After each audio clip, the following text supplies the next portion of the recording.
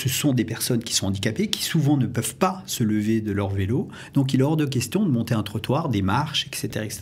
On parle aussi de l'après-7 octobre. On parle d'un groupe d'Israéliens, de vétérans de Tsahal, qui parlent évidemment, bien évidemment, hébreu. Donc, on doit prendre en compte la logistique, mais on doit prendre aussi la sécurité et on doit prendre en compte aussi le confort de ces vétérans. Il y a une chose que les handicapés détestent, c'est d'être vus comme des handicapés. Le fait de faire partie de la société de manière totale, c'est quelque chose qui est très important pour eux. Nous voulons vous accueillir et nous voulons partager ce moment d'émotion avec vous. Depuis 2012, l'association Handibike Trip a organisé 5 voyages avec plus de 100 vétérans de Tsahal lourdement handicapés. Le but des voyages à vélo pour reprendre goût à la vie et pour se dépasser tout simplement. Samy et Mégane Dreyfus sont avec moi sur le plateau aujourd'hui. Bonjour à tous les deux. Vous êtes père et fille, ou fille et père, c'est comme vous voulez. Et vous êtes tous les deux impliqués de plein pied dans cette magnifique association que Samy, vous avez créée il y a très longtemps. En 2012, le but est en fait de permettre à une vingtaine de vétérans lourdement handicapés de Tsahal de découvrir la France et particulièrement les pistes cyclables françaises sur leurs vélos adaptés à leur handicap. Voilà, des vélos de toutes sortes, on peut pédaler à la main, on peut pédaler avec... Enfin, c'est incroyable, quoi. Des vélos sur mesure adaptés à leur handicap. Et chaque vélo, bien sûr, est fait sur mesure, fait main, et coûte énormément cher et a des dimensions qui sont aussi relativement grandes. Comment ça a commencé ? Ça a commencé au milieu des années 80. Mon meilleur ami, Yehuda, qui était très jeune soldat, a été très grièvement brûlé dans un attentat au Liban. Et j'ai suivi les longues étapes de sa réhabilitation, 1 an d'hôpital, et puis la dépression, et puis les opérations, et à rallonge, et puis... Les addictions aussi ? Les addictions, malheureusement. Et puis la réhabilitation en elle-même. Un mariage avec une fille magnifique qui lui a donné 3 beaux enfants, et le sport. Et le sport est particulièrement le vélo. Pourquoi le vélo ? Parce que tout le monde est égal sur un vélo. On peut se mouvoir, on découvre, on est en contact avec la nature.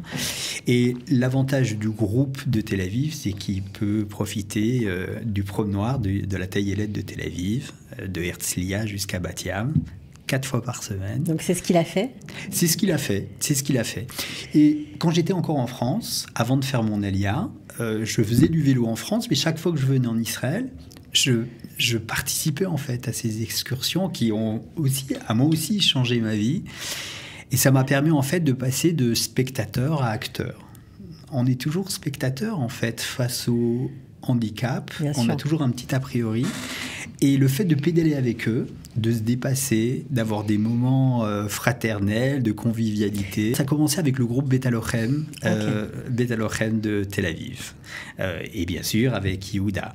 Mais j'ai eu après, oui, le plaisir de rencontrer le groupe Rani, Kobi, qui ont tous un handicap différent, qui ont tous une personnalité différente et qui sont tous fantastiques et des héros avec des pouvoirs presque surnaturels. Donc vous avez tous pédalé ensemble ? On a tous pédalé ensemble. Et c'est vrai que parcourir la taillelette, qui est très belle, le promeneur de Tel Aviv, parcourir 3 fois par semaine, on a le droit d'avoir envie en fait de découvrir d'autres horizons. Et je peux te raconter qu'en 2011, en fait, le groupe est parti dans un voyage qui était semi-organisé en Hollande. Et sans préparation extraordinaire. Mais le plaisir qu'ils en ont retiré m'a fait penser que si on organisait un voyage organisé, avec des chambres adaptées, avec une logistique, avec des bénévoles qui les aident, avec des rencontres avec les communautés, alors ça peut devenir un souvenir inoubliable, autant pour les vétérans que pour les membres de la communauté.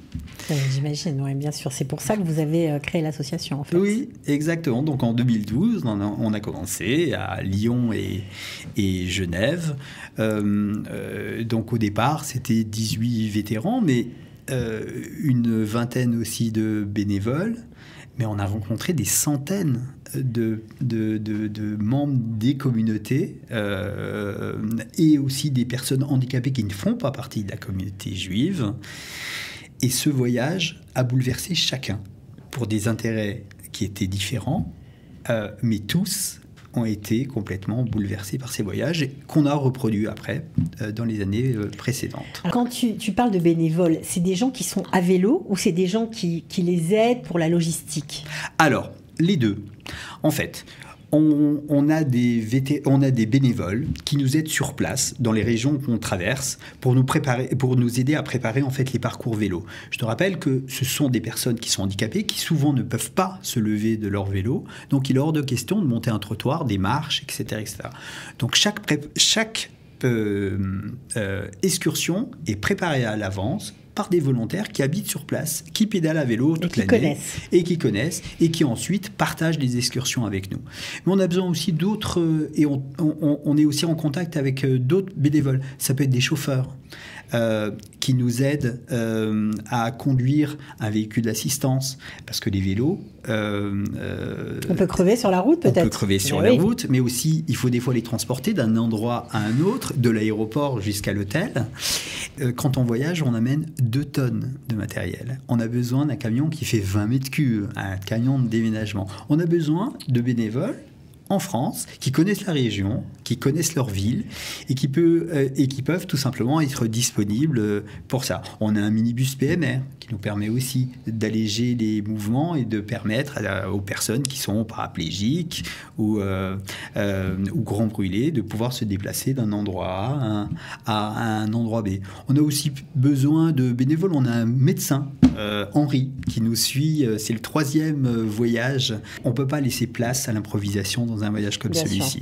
Quand on prépare un voyage et qu'on part en vacances avec nos enfants, avec notre famille, on essaye évidemment de préparer un programme.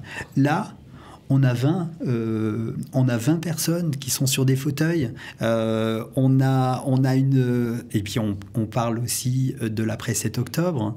On parle d'un groupe d'Israéliens, de vétérans de Tsahal, qui parlent bien évidemment hébreu. Donc, on doit prendre en compte la logistique, mais on doit prendre aussi la sécurité et on doit prendre en compte aussi le confort de ces vétérans. Alors Mégane, d'entendre ton papa parler comme ça, toi qui as finalement grandi quand tu es né, son ami Yehuda était déjà blessé, donc tu as grandi avec cette histoire d'accompagner quelqu'un handicapé et de vivre avec ça. Aujourd'hui, tu es partie prenante de l'association. Oui. Qu'est-ce que ça fait ? Déjà, je suis fière. Je suis fière de voir mon père s'atteler à ce genre de cause. Je pense qu'aujourd'hui, être entrepreneur, qui est ma fonction principale, j'ai tout appris de mon père. Donc c'est un moyen aussi de donner Bechazara, de donner en échange. La deuxième chose qui me touche énormément dans ce voyage, c'est ce côté Hasbara, c'est ce côté défense d'Israël. Aujourd'hui, malheureusement, nous sommes attaqués sur tous les fronts, que ce soit physique ou média. Et avoir l'opportunité de travailler avec mon père sur une Hasbara qui est inclusive, c'est quelque chose que peu de personnes ont la chance d'avoir. Et moi, je saisis cette chance à 2000% avec fierté et avec beaucoup d'émotions et de sourires. J'imagine que ça résonne aussi par rapport au 7 octobre et tous ces jeunes hommes, ces jeunes femmes aussi, qui sont handicapés à l'âge de 20 ans, qui ont perdu des membres, etc. C'est compliqué. Alors en fait, quand on côtoie l'handicap de manière quotidienne, on se rend compte qu'il y a une chose que les handicapés détestent, c'est d'être vus comme des handicapés. Le fait de faire partie de la société de manière totale, c'est quelque chose qui est très important pour eux.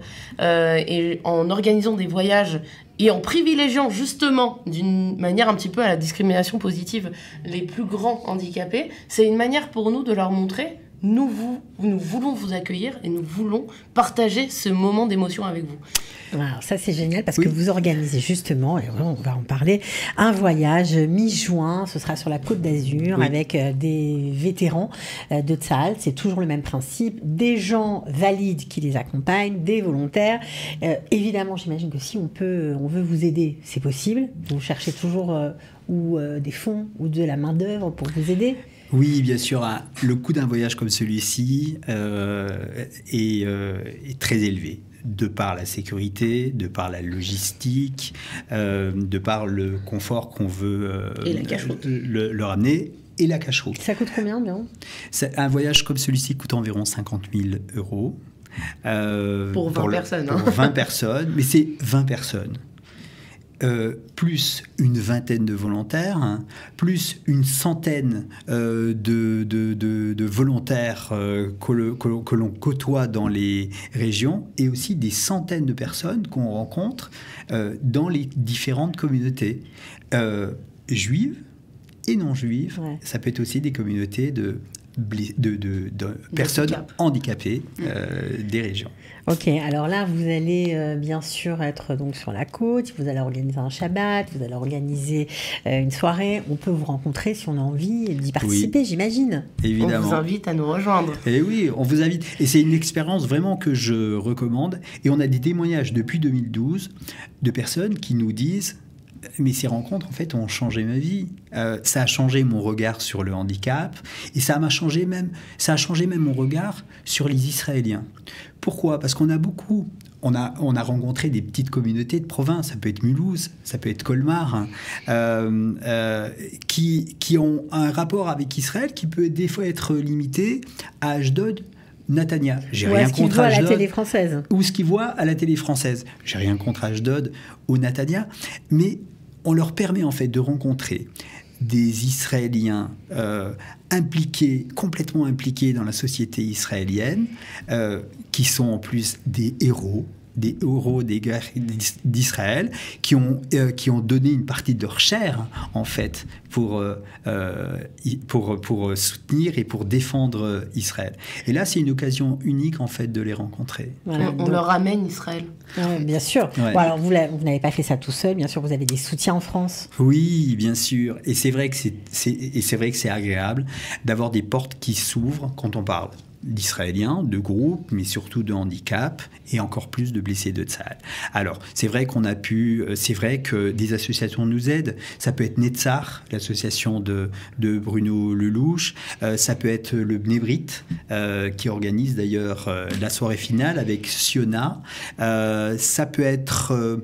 le consistoire, j'imagine. Le consistoire également. Ça peut être aussi la communauté Massorti de Nice. On rencontre tous les courants, en fait, de la communauté, les Chabad, bien sûr, entre parenthèses, le Chialiar des groupes Chabad dans la région Côte d'Azur est lui-même blessé de Tsahal.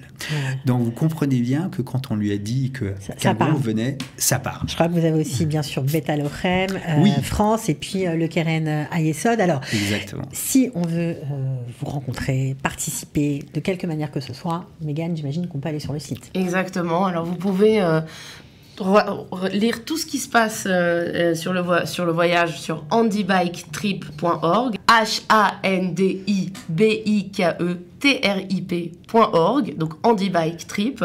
Vous pouvez sur le site évidemment lire l'histoire du groupe, l'histoire de ces vétérans qui vont venir à votre rencontre. Aussi, vous pouvez nous contacter directement si vous êtes intéressé par la soirée finale ou par les Shabbats. N'hésitez surtout pas à nous écrire un petit mot, ça arrivera directement à ma boîte mail, et en 1 heure vous aurez une réponse. Et oui, parce que c'est vous qui êtes derrière tout ce qui est digital, donc en tout cas on est rassurés avec vous, on sait que ce sera bien fait. En tout cas, bravo pour tout ce que vous faites, Samy, franchement. Merci, Samy et Mégane. Merci, Cathy. Et franchement, voilà, on ne sait pas quoi dire, parce que ça laisse un peu sans voix, quoi. Franchement, c'est génial. Non, et on peut participer, en fait. Tout simplement, voilà. On peut participer, on peut passer de spectateur à acteur. Le message est passé, en tout cas. Merci à tous les deux. Merci beaucoup. Merci à toi, merci Cathy.